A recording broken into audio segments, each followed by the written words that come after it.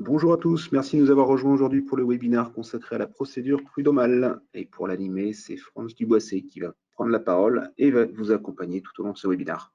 Bonjour Franz. Merci Aurélien. Et bonjour mesdames et messieurs. Rapidement, je suis Franz Duboissé, consultant RH, ancien DRH dans divers secteurs comme le service, le commerce, le BTP ou autres. Et aujourd'hui responsable de la hotline sociale au sein de MSP RH pour les entreprises cherchant soutien et accompagnement dans leurs décisions concernant la gestion de leurs ressources humaines. Alors le thème d'aujourd'hui, c'est la procédure prud'homale. Ou un parcours semé d'embûches d'une résolution d'un conflit par voie judiciaire. Ou encore, en résumé, comment perdre son temps, son argent dans un désaccord entre vous et votre salarié ou ex-salarié. Donc nous allons faire ce chemin pendant 1 heure et vous pourrez décider sereinement au terme de ce chemin s'il faut cesser le combat tout de suite en trouvant un terrain d'entente ou s'il faut persévérer pendant quelques années. Avançons tout de suite. Donc d'abord, qu'est-ce que le CPH, CPH, Conseil de prud'homme, évidemment. Donc le CPH, le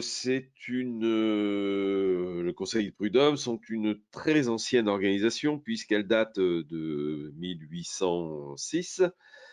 À cette époque, il y avait en tant que juge, plus de patrons que d'ouvriers, et les ouvriers, c'était des chefs d'atelier.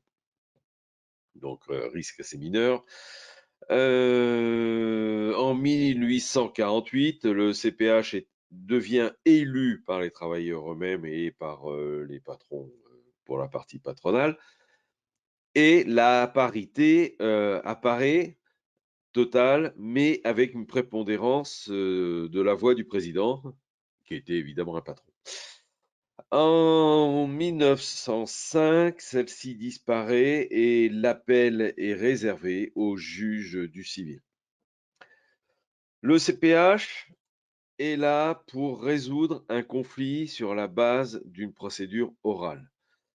Le CPH est alors constitué de personnes élues jusqu'en 2015 et maintenant, comme c'était quand même une organisation assez fantastique à mettre en place, pour un effet extrêmement faible au niveau de la participation.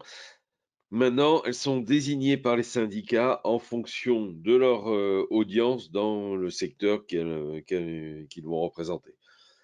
Il y a 5 sections: la section de l'encadrement, la section de l'industrie, la section du commerce et des services commerciaux, la section de l'agriculture et la toute dernière, la section des activités diverses. Comme ça, Fourtou, c'est la plus grosse. Les juges sont donc issus du métier pour lequel ils vont statuer.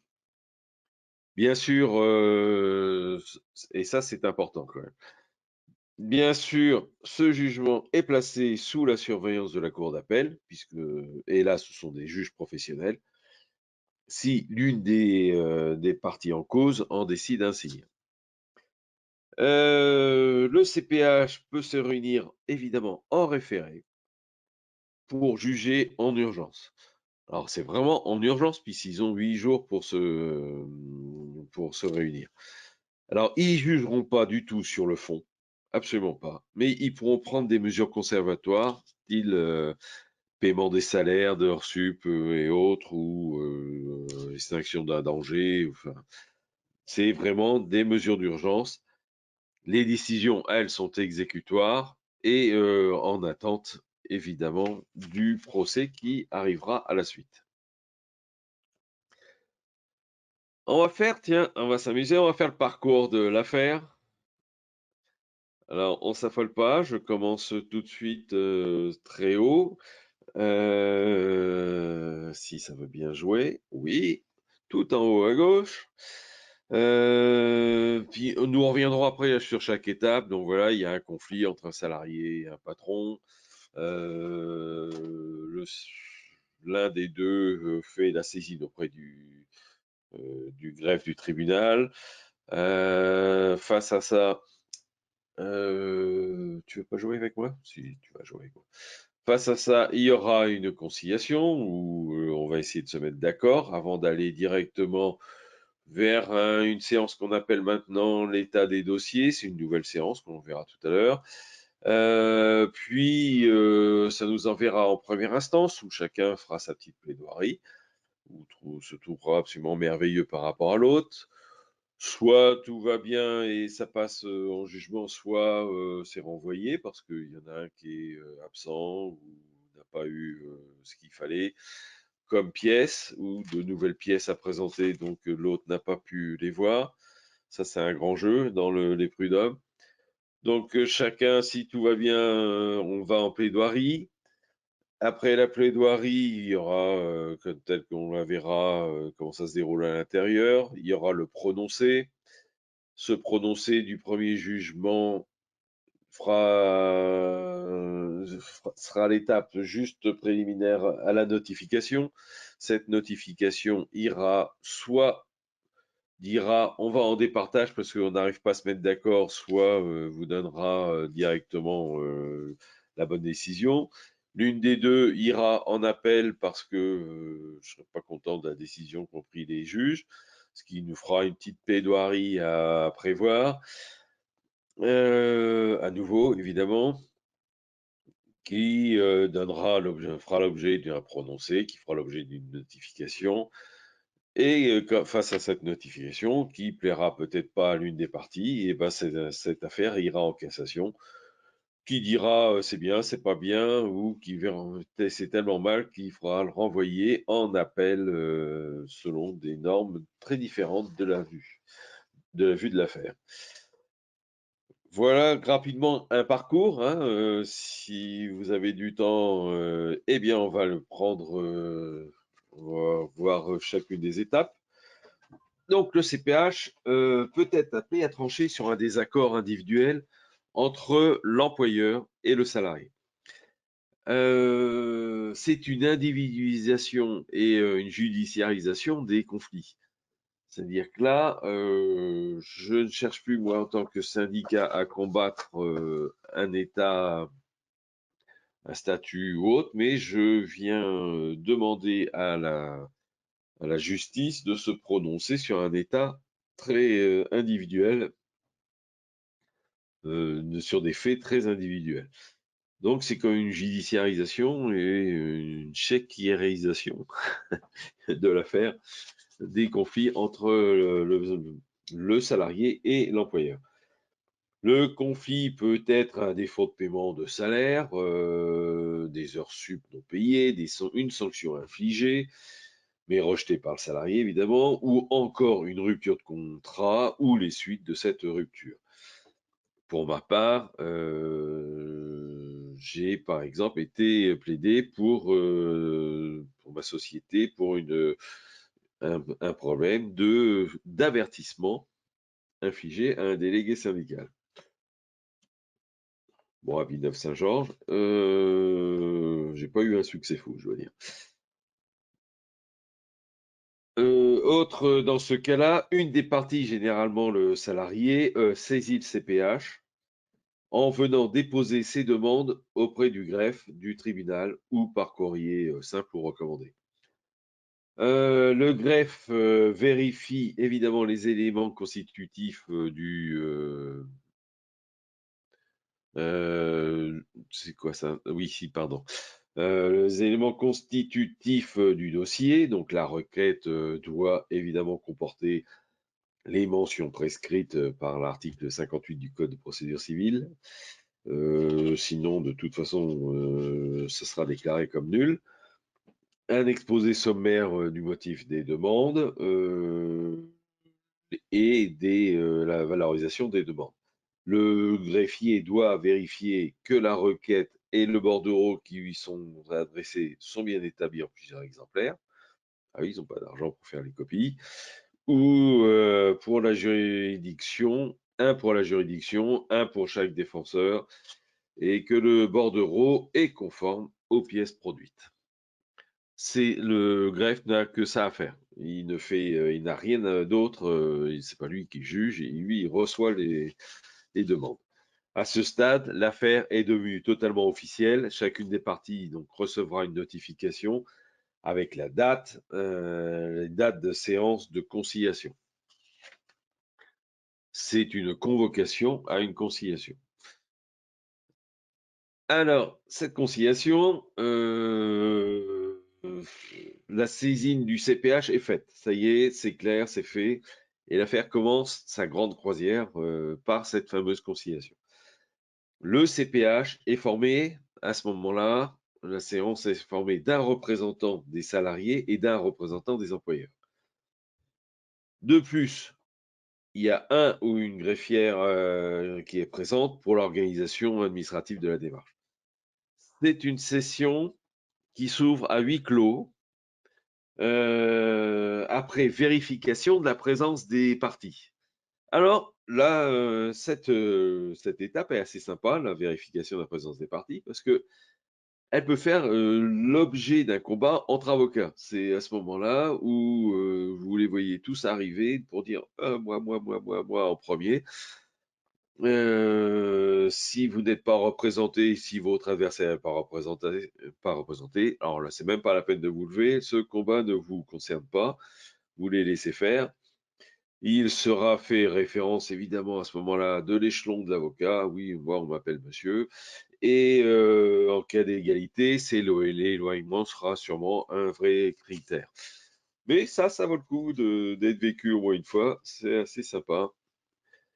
Et oui, parce qu'eux ils ont du travail, donc il faut qu'ils passent en premier. Certains CPH, eux, s'en tiennent strictement à l'ordre établi à l'affichage. Et certains CPH s'y tiennent réellement. C'est-à-dire que vous pouvez aller discuter et dire vous avez 50 affaires à côté. Ils s'en foutent. Voilà, c'est dans l'ordre. Vous êtes là, vous n'êtes pas là. Si vous n'êtes pas là, eh ben on radie. Ou on va au-delà. La séance s'ouvre, donc cette fameuse séance en huis clos s'ouvre en présence des parties. C'est une présence absolument obligatoire depuis 2015. Et le président donne la parole au demandeur. Rapidement, il indique à la personne qu'il n'y a pas de plaidoirie à ce niveau de la procédure, mais qui veut quand même un résumé rapide de l'affaire pour avoir en tête ce qui se passe. Ensuite, il donne la parole au défenseur avec les mêmes réflexions. Non, non, on ne fait pas de plaidoirie, monsieur. Dites-nous rapidement si ce qui a été dit est vrai, si les sommes les prétentions sont valables ou pas, et est-ce que vous êtes prêt à faire des concessions? Au demandeur de dire s'il accepte les propositions du défenseur.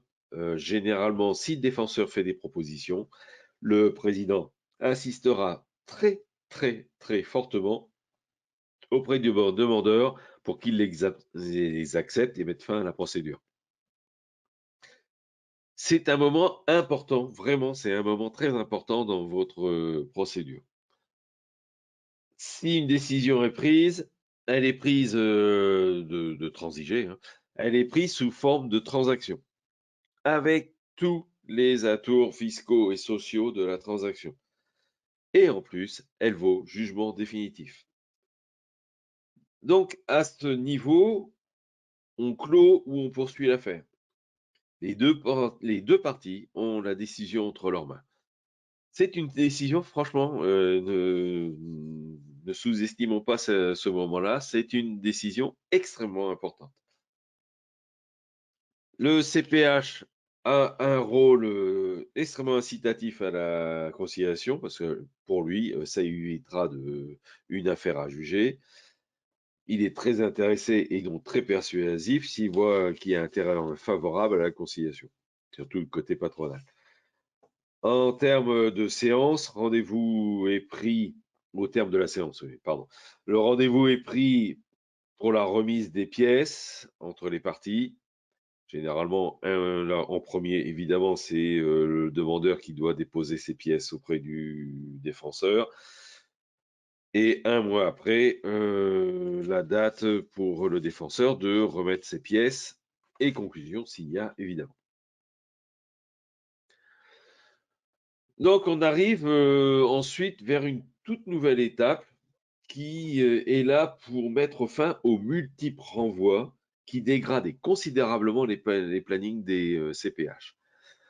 Avant 2015, il était extrêmement fréquent de voir des séances où, quand vous arriviez à la séance, vous voyez la liste et vous vous dites waouh, je suis le dernier de la liste, il y en a 14 devant moi, il y a tout l'après-midi, et ben on n'est pas couché.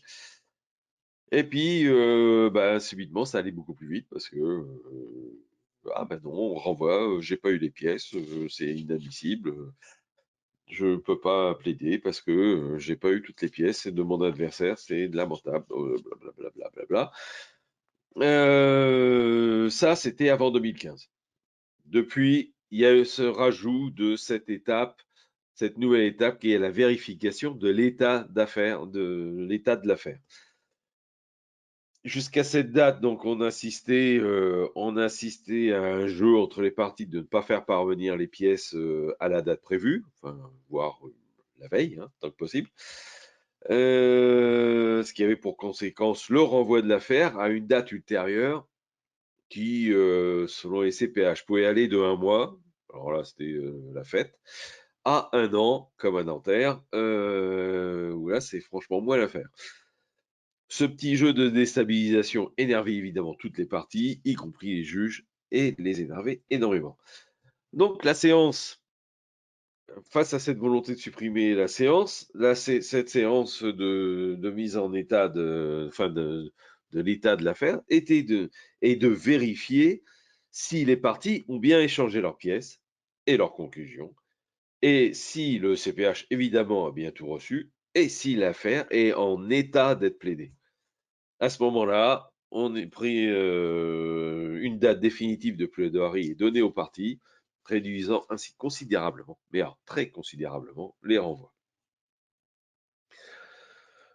La vie est belle, tout se passe au mieux, personne n'est absent, on s'est fait excuser, il n'y a pas eu de bouchon sur le périph', il n'y a pas eu de... tout le monde est là et tout le monde est prêt à en découdre. Là encore, selon les CPH, je pouvais assister au grand bal des robes noires autour du greffier au moment de l'ouverture de la séance, pour que chacun passe en premier et n'ait pas à attendre comme les autres. Cette séance, elle est publique, évidemment, et vous pouvez assister aux affaires. Vous pouvez assister aux plaidoiries et je vous incite vraiment à y aller parce que c'est extrêmement intéressant.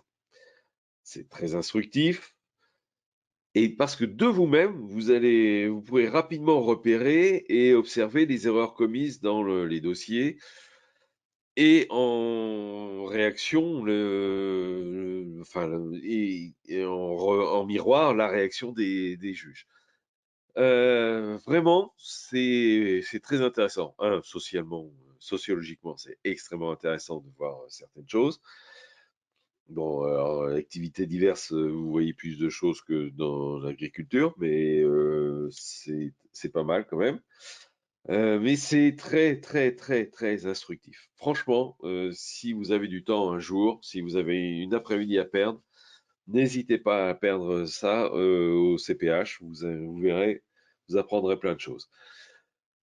En premier passe le demandeur. C'est une séance qui est publique, évidemment. Donc, le demandeur passe en premier, qui expose sa vision de l'affaire.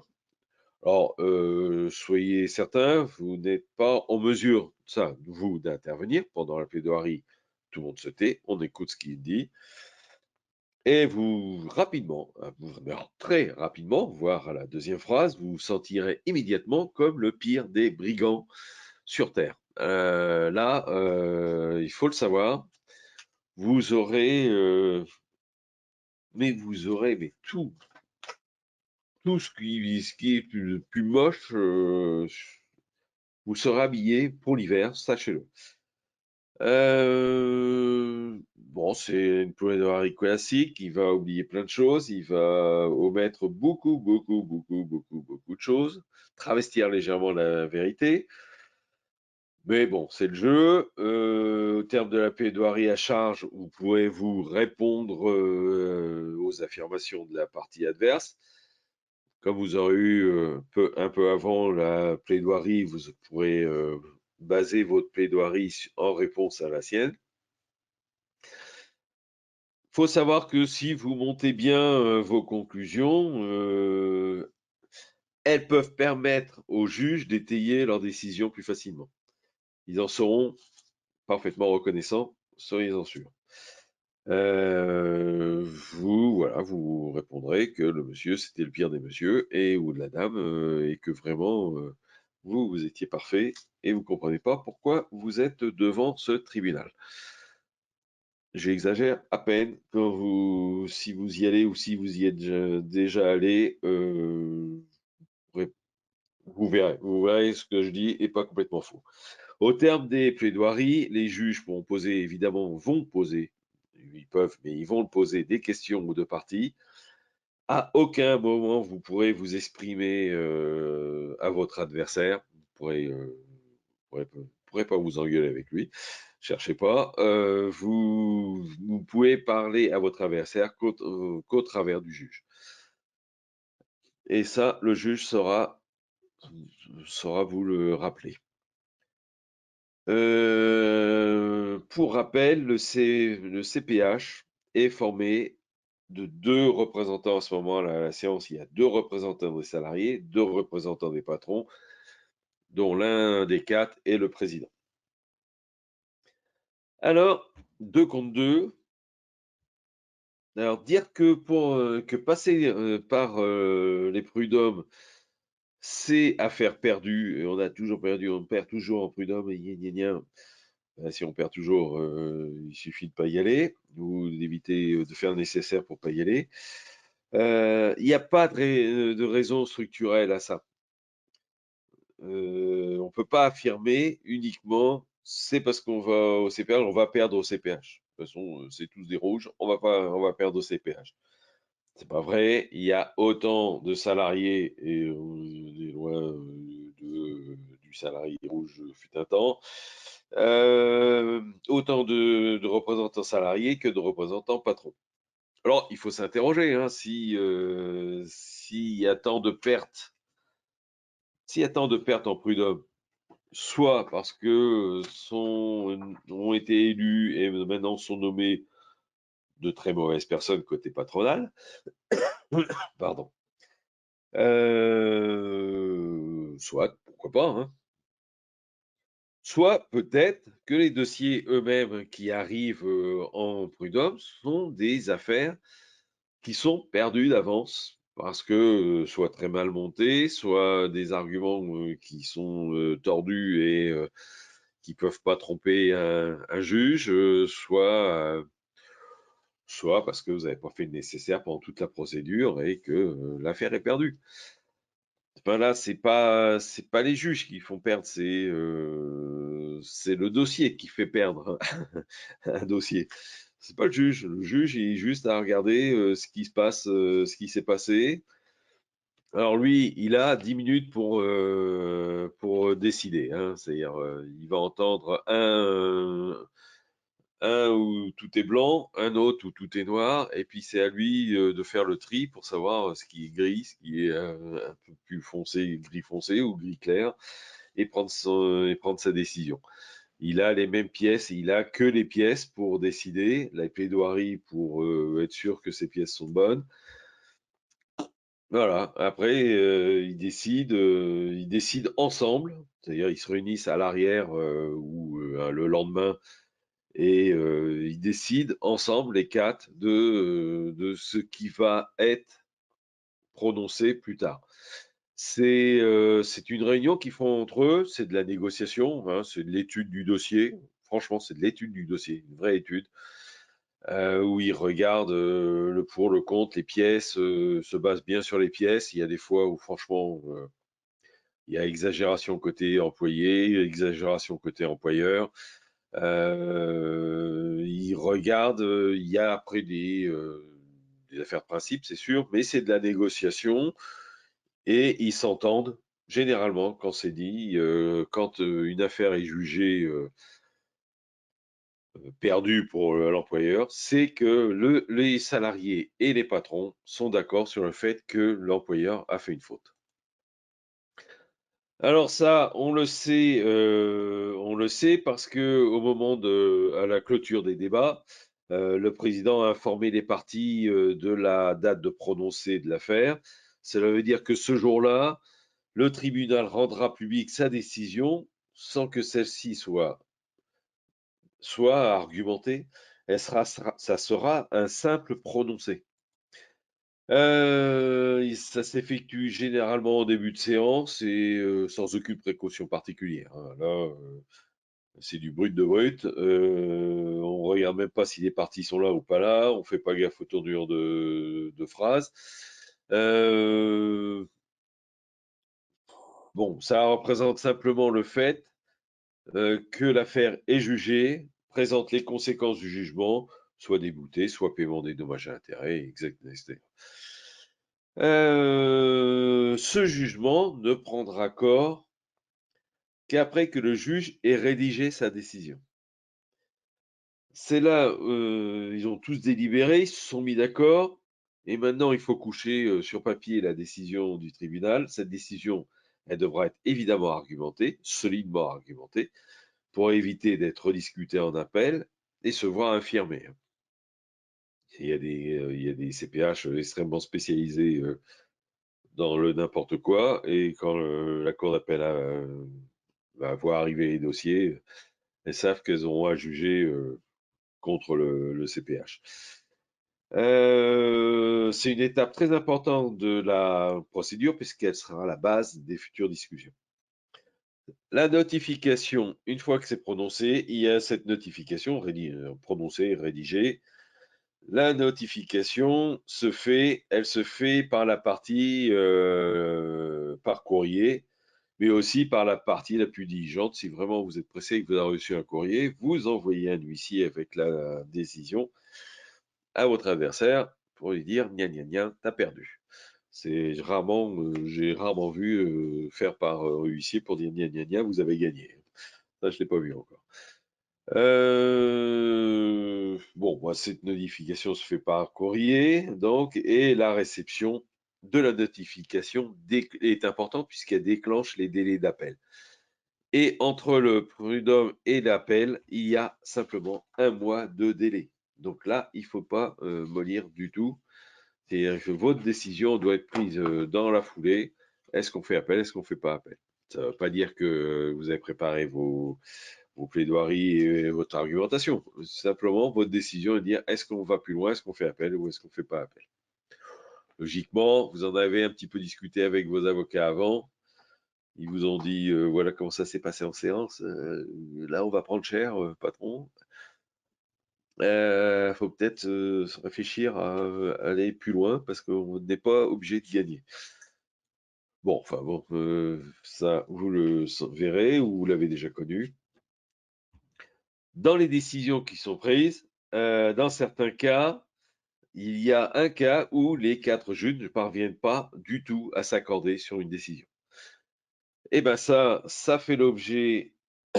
Alors ça peut arriver hein, pour des problèmes de principe, où là, par principe, les syndicats diront non sur certaines choses, et par principe, les patrons diront non sur certaines autres choses. Et là, il est très difficile, ou alors parce que les affaires sont extrêmement difficiles à trancher. Donc, dans ce cas-là, ils décident de mettre l'affaire en départage. Ça veut dire qu'à cette nouvelle séance seront présents au moins 2 juges de l'audience initiale, respectant évidemment la parité, et un juge professionnel. Il reviendra à ce juge professionnel la charge de prendre une décision après avoir entendu les 2 parties. C'est son job, sauf qu'il va décider évidemment il va décider avec une vue plus juridique que pratique, comme l'ont les juges non professionnels. Et logiquement, Alors, dans le monde merveilleux de Walt Disney, hein, elle ne devrait pas subir les influences potentiellement partisanes des juges. Oui, je sais, je sais, la marmotte aussi, elle met le chocolat dans le papier d'alu.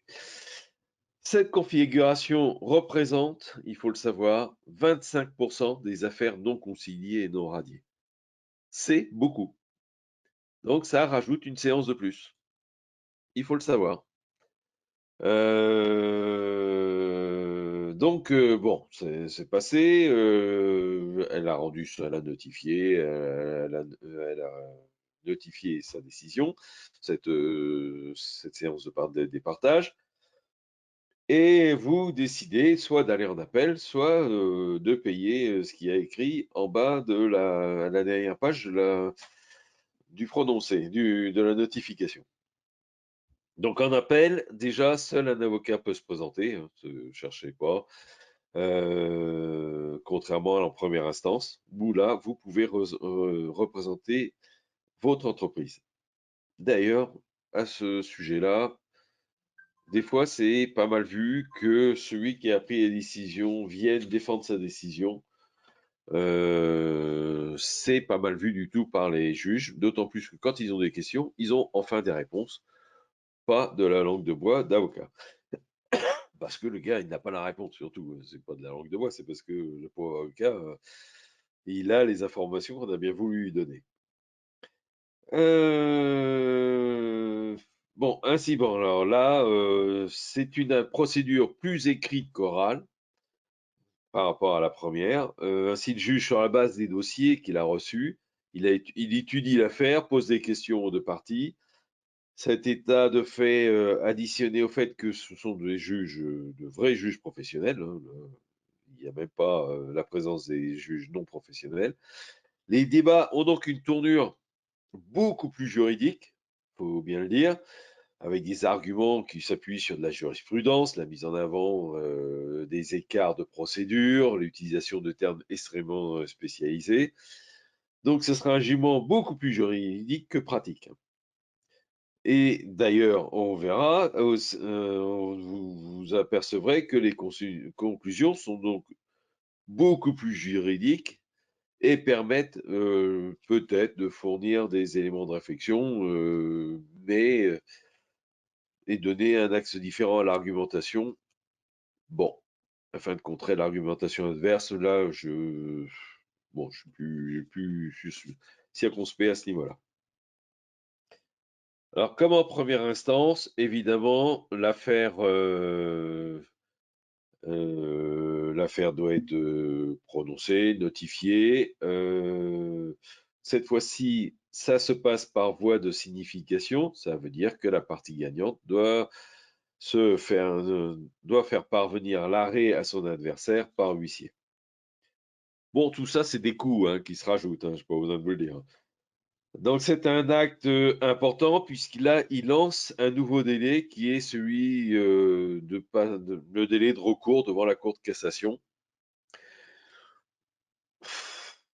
Et alors là, de toute évidence, en fin de suspension, c'est la fin de la suspension de la décision des prud'hommes puisque l'appel est suspensif. Donc là, il y a la décision, si la décision est actée par des prud'hommes est actée par la Cour d'appel, ben voilà, elle se met en place et elle doit être exécutée. Ou si elle est rectifiée par la Cour d'appel ou non, ben, elle doit être mise en pratique. Donc en général, c'est paiement des sommes attribuées. Alors, donc il y a encore une possibilité qui est d'aller en cassation, mais alors là, nous sommes là au top du sommet du top dans la professionnalisation de la procédure, d'une résolution d'un conflit quand même entre un salarié et un employeur. C'est-à-dire que nous, dans nos entreprises, on est prêt à aller jusqu'en cassation pour que le juge dise j'ai eu raison ou j'ai eu tort. Cassation, nous sommes au top des tops. Là, vous ne pouvez pas aller au-delà. Ah si, il y en a qui y vont et ils veulent... Pardon, j'avais un peu de retard. Normalement, c'est en dernier ressort, mais certains, évidemment, vont à la Cour de justice européenne, parce que c'est plus drôle d'y aller. C'est vraiment une histoire de professionnels. La particularité de la cassation, il faut en parler parce que je sais bien que ça concernera pas grand monde, mais nous sommes donc là presque au terme de la procédure. Si l'une des parties a détecté une faute dans l'application du droit, on est là dans une faute de droit. Elle a 2 mois pour porter l'affaire en cassation. Alors cette étape est néanmoins rare, il faut bien le dire, extrêmement rare. Au regard du nombre d'appels rendus, hein, évidemment, cette rareté est maintenue par la procédure de cassation et des frais qu'elle impose. La plan doit obligatoirement passer par un juge, un avocat, pardon, dont la spécialité et la charge est de représenter les requêtes devant la cour. Donc là, vous allez passer devant un avocat tout à fait particulier et extrêmement cher, évidemment, puisqu'il est particulier, qui examinera votre dossier et qui déterminera si, dans ce dossier, l'argument que votre avocat vous a détecté ou que vous avez détecté est recevable par la Cour de cassation. On ne juge qu'en droit. Je vous rappelle que la Cour de cassation ne juge pas les faits. Elle ne juge absolument pas les faits, mais vérifie que l'ensemble des lois a bien été respecté. C'est ainsi que nous pouvons observer que certaines décisions de la Cour de cassation prennent le pas sur la loi, puisque c'est elle qui va, dans ses arrêts, apporter des précisions sur l'application des lois votées par le Parlement. Cette leçon d'application peut devenir une modification de la loi si celle-ci a été mal rédigée. Et généralement, quand même, elle est le reflet, alors avec lenteur évidemment, mais elle est le reflet de l'évolution de la société, type le harcèlement, type ces choses-là. Toute l'évolution des lois et des jugements vient de la Cour de cassation. Ainsi, bon, la Cour de cassation détermine si les jugements rendus par les différents tribunaux sont confirmés, cassés, partiellement cassés, totalement cassés. Alors quand on dit cassé, c'est rejeté, ou cassés et renvoyés vers une autre cour d'appel. Oui, c'est toujours pas fini, hein, je le sais. Et à la suite de sa décision, il n'y aura plus de recours possible.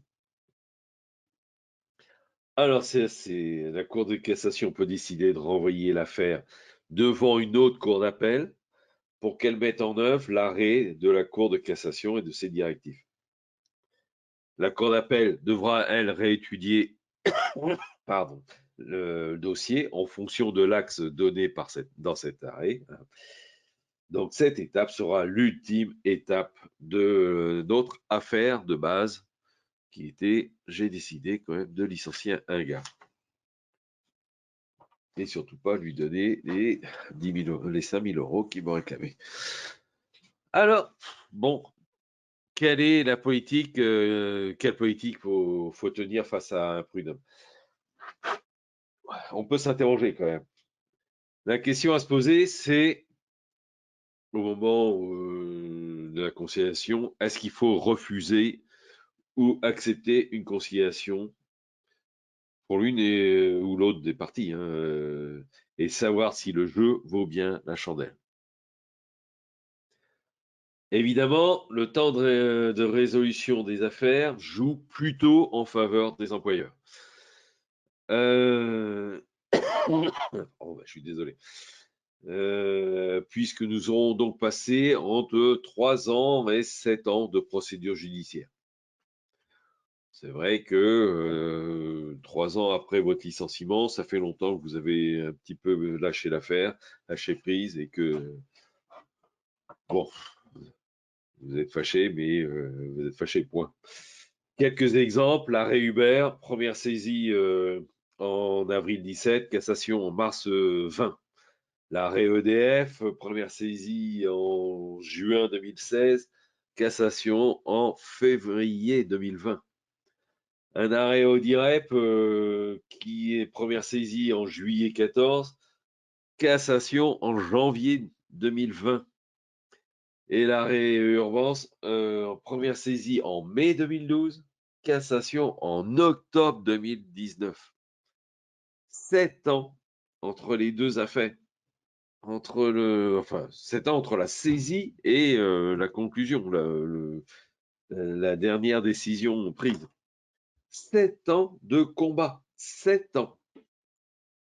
Faut aimer le combat. Faut franchement aimer le combat. Mais faut pas se leurrer. Dans les entreprises peu sujettes au prud'homme, cette procédure laisse des traces profondes. Alors, même sans aller jusqu'en cassation, hein, simplement d'aller devant les prud'hommes. Et alors pour certaines entreprises, c'est un véritable traumatisme. Pour d'autres, c'est une habitude, ça fait partie de la gestion des ressources humaines. Alors, c'est lié à des secteurs, hein, soyons clairs. Ça laisse donc des traces profondes qui peuvent ressurgir alors régulièrement lors de la naissance de nouveaux conflits. Ah, rappelez-vous, machin, lui, il a gagné et vous avez dû payer. D'accord, mais c'est pas la même chose. Oui, mais rappelez-vous quand même. Cette procédure est particulièrement chronophage. Alors, ne pensez pas que si vous confiez l'affaire à un avocat, vous n'aurez rien à faire. Alors là, ça, c'est pas vrai. Parce que, premièrement, il ne peut pas deviner ce qui s'est passé. Il en est incapable. Hein, il n'est pas devin, hein, le pauvre gars. Et il vous demandera évidemment de fournir, enfin, de lui raconter l'affaire, de fournir toutes les pièces, de recueillir les attestations, de faire les études statistiques pour fortifier ses arguments, de relire évidemment ses plaidoiries pour savoir si vous en êtes OK de l'axe que ça prend, axe dont vous aurez encore discuté. Alors, je vous rappelle, c'est X euros à chaque séance. Hein. Et tout cela en gardant en tête les délais de procédure hein, et le temps nécessaire pour se remettre dans l'affaire. Parce que ça fait 6 mois que l'affaire s'est passée. Bon, bah, votre avocat, il revient vous voir un mois avant la plaidoirie. C'était pas là-dessus que vous étiez, vous avez du boulot, vous avez autre chose à penser. Et maintenant, il va falloir vous y remettre, aller rechercher toutes les attestations, aller supplier machin de faire une attestation sur. Mais si tu nous as dit qu'il avait dit ça, qu'il avait fait ça, tu peux nous l'écrire gentiment? Non? Oh, pourquoi? Bon, enfin bref. C'est particulièrement chronophage. Et en plus, chaque année, votre comptable, votre expert comptable, votre commissaire aux comptes vous demanderont d'établir une provision pour chaque affaire. Provision qui devra être cohérente avec les chances de gagner ou les chances de perdre et les sommes que vous pourriez perdre dans un jugement ainsi que les frais d'avocat envisageables. Mine de rien, c'est une petite séance qui va vous prendre 1 à 2 heures, puisqu'il va falloir expliquer à l'expert comptable et au commissaire aux comptes pourquoi vous avez mis 3 000 euros ici, alors que les demandes sont à 17 000 euros. Ah oui, mais c'est parce que nous, on est fort. Et là, ils mettront en doute quand même vos provisions et voir s'il y a vraiment trop de doutes et si le doute s'est révélé tout à fait juste, toutes les conséquences qu'il y a derrière. Alors, faut savoir que les frais d'avocat, rapidement, entre une conciliation, première instance, l'appel, la cassation, tout ça, ça peut rapidement dépasser les 10 000 euros, si chacun est raisonnable, évidemment, au niveau des renvois. Faut l'avoir en tête quand même, ce chiffre, hein. Vous savez qu'une séance avec un avocat, c'est 1 000 euros. Vous en aurez 2, 3. Vous savez qu'en cassation, c'est 5 000 euros pour que le gars vous dise ben, votre affaire, j'en veux pas, elle est nulle. Vous payez 5 000 euros et puis vous rentrez à la maison. Vous payez aussi le jugement qui a été prononcé. Et puis c'est beau. Bien. Tiens, pour argumenter ça, quelques chiffres. Juste quelques chiffres. Voilà les demandes. En 2010, 210 000 demandes. Ou 220 000 plutôt. En 2020, 100 000. Bon, il y a le Covid au milieu qui a calmé quand même. Mais il y a surtout la rupture. C'est une tendance historique. Mais il y a la rupture du barème Macron que l'on voit en 2017, là, clairement, qui a temporisé un petit peu les demandes devant le Conseil des prud'hommes. Bon, vous voyez quand même, les référés, c'est pas tout à fait anodin, hein, c'est 15% de l'affaire. C'est pas tout à fait anodin, faut le prendre en compte. Quelques autres chiffres, que 60% des affaires vont en appel. Et sur les 60%, 28 sont confirmés. Bon, vous allez me dire, ça vaut le coup d'aller en appel. Ça dépend qui des 60% ont fait appel. Et si c'est les salariés, pas sûr. En gros, en France, on est quand même à 7 cas de saisine sur 1000 cas de rupture, ce qui n'est pas énorme, puisqu'en moyenne, en Europe, on est à 10, 11 cas de saisine pour 1000 cas. Malgré tout ce que je vous ai dit, le taux de conciliation n'est qu'à 10%. C'est dingue comme les principes peuvent faire ce que peuvent faire comme dégâts dans les entreprises. Et 75% des affaires sont gagnées par le demandeur. D'où la réflexion sur le taux de conciliation. 10% de conciliation, alors que 75% des affaires sont gagnées par le demandeur, qui généralement est l'employé. Pas besoin de vous dire. Vraiment, il y a à s'interroger quand même. Et enfin, 80% des affaires ont pour motif la rupture et que 2% pour le motif économique, ce qui fait dire à certains, vaut mieux faire un petit licenciement économique qu'un licenciement pour faute. Mais évidemment. Enfin, 25% des affaires vont en départage, ce qui est assez énorme, je dois le dire. Ces chiffres sont pas inintéressants dans votre décision d'aller plus loin dans une affaire. Qu'est-ce qu'il faut retenir de tout cela? Que c'est un parcours particulièrement long. La procédure prud'homale est une course de longue haleine qui monopolisera beaucoup de temps et beaucoup d'argent. Ça, c'est certain. Que la procédure est parsemée d'un nombre important d'étapes au cours duquel il est toujours possible de transiger. Mais qu'il faudra très rapidement se faire épauler par un avocat. Que une bonne négociation valant mieux qu'un mauvais procès, le rôle du ou des responsables du personnel, responsable du personnel, sera de mettre en évidence les points forts et les points faibles d'un voyage dans cet inconnu coûteux et chronophage. Enfin, que la Cour de cassation, par ses arrêts, peut faire évoluer la loi, ou du moins sa pratique. Son rôle est primordial et ce qui oblige les RH à se tenir informés des décisions prises, comme par exemple la toute dernière qui a été prise sur les temps de transport. Importante cette décision. des temps de transport pour aller sur le lieu de rendez-vous. Et enfin, en conciliation, comme en transaction, il y a une chose qui est sûre, c'est que vous maîtrisez votre dossier et vous maîtrisez en plus votre budget.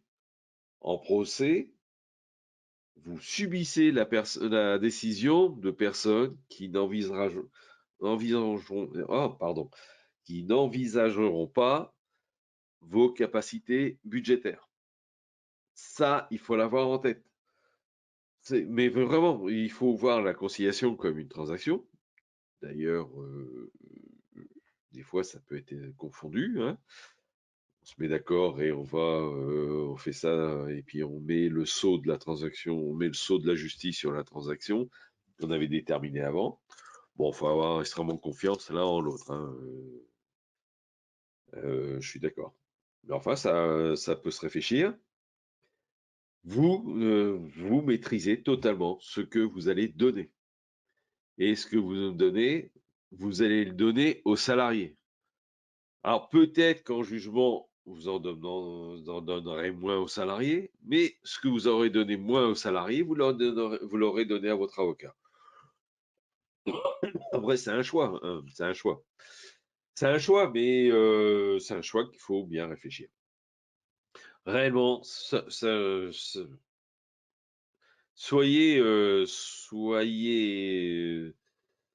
allez au-delà des principes dans cette réflexion. Aller au-delà de l'honneur, jamais je lui filerai un radis à celui-là, parce que de toute façon, c'est le pire des deux. Ok, ouais, bon, une fois qu'on a dit ça, bah, c'est pas grave, c'est le juge qui va vous dire, ben non, bah, vous allez donner X euros en dommages et intérêts, plus rattrapage du préavis, plus rattrapage d'indemnité de licenciement, plus l'article 700, tiens, parce que comme vous avez payé votre avocat, bah, vous allez en plus payer l'avocat de l'adversaire. C'est le jeu, hein, c'est l'article 700, c'est ça, hein. C'est quand je gagne, je n'ai pas, si je gagne une affaire, je n'ai pas à subir les conséquences financières de ce qui a été obligé d'être fait pour qu'on me dise mon bon droit.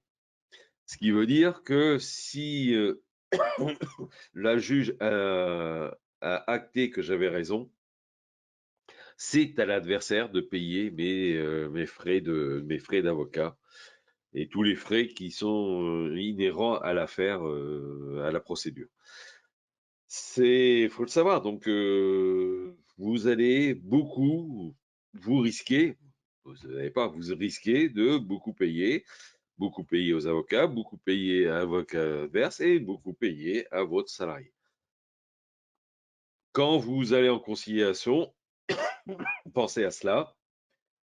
Je ne parle pas là des coûts liés au temps passé sur l'affaire, hein, dans les différentes procédures.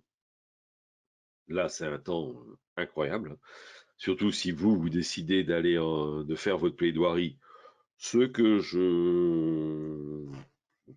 quoi je vous incite vraiment, parce que si vous avez pris une décision, c'est que vous aviez des bonnes raisons de prendre ces décisions et vous êtes à même de les défendre. Mais ça prendra énormément d'heures pour monter l'ensemble des pièces, pour monter votre procédure, pour votre plaidoirie, et le temps de passer devant les tribunaux avec la pression que ça a, parce que faut pas, même si vous êtes un petit peu habitué, vous avez une vraie pression une fois que vous arrivez devant les quatre juges. Voilà ce qu'il y avait à dire sur la procédure prud'homale. Je vous remercie pour votre attention. J'espère que ce rapide tour d'horizon éveillera des interrogations de votre part. Il y a le chat, il y a tout ça. Et on va vous rendre vos micros à la suite pour que vous donniez si vous avez des questions ou vos impressions, si vous voulez les donner. Notre service est présent pour y répondre de toute façon, ou vous aider dans la gestion quotidienne de vos salariés, si vous le désirez. et des modèles de documents et des fiches pratiques sont disponibles sur notre site accessible par abonnement. Nous vous invitons à vous rapprocher de votre commercial à ce sujet-là. Notre prochain webinaire aura lieu le 17 janvier 2023. Nous nous pencherons sur la PCRH. C'est une prestation qui est entièrement prise en charge